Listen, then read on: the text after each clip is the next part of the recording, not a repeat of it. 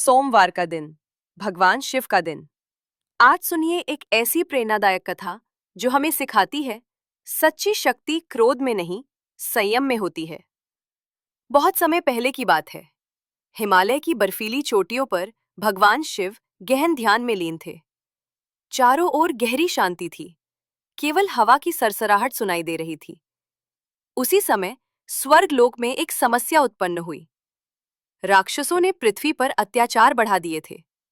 देवताओं को लगा कि केवल भगवान शिव ही इस संकट का अंत कर सकते हैं।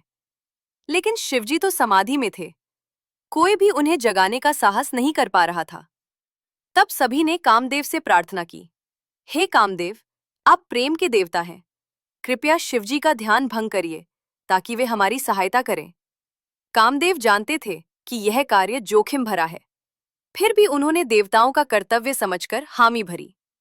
वसंत ऋतु को बुलाया गया। चारों ओर फूल खिल उठे, मंद हवा चलने लगी और वातावरण में प्रेम की सुगंध फैल गई। कामदेव ने अपने फूलों के बार से भगवान शिव की ओर निशाना साधा। बाण ने जाकर शिवजी के ध्यान को भंग कर दिया। शिवजी ने जब आंखें खोली, उनकी तीसरी आंख से अग्नि की ज्वाला फूट पड़ी। एक ही पल में कामदेव भस्म हो गए। देवता भयभीत हो उठे। धरती कांपने लगी, दिशाएं थर्रा गईं। कुछ समय बाद जब शिवजी का क्रोध शांत हुआ, उन्होंने देखा चारों ओर दुख और भय का वातावरण है। पार्वती जी ने विनम्रता से कहा, प्रभु, कामदेव ने केवल अपना कर्तव्य निभाया था, उसने किसी स्वार्थ से आपको विचलित नहीं किया। शिवजी का हृदय पिघल गया।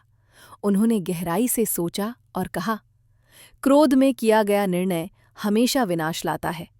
जो स्वयं के भीतर के क्रोध को जीत लेता है, वही सच्चा विजेता है।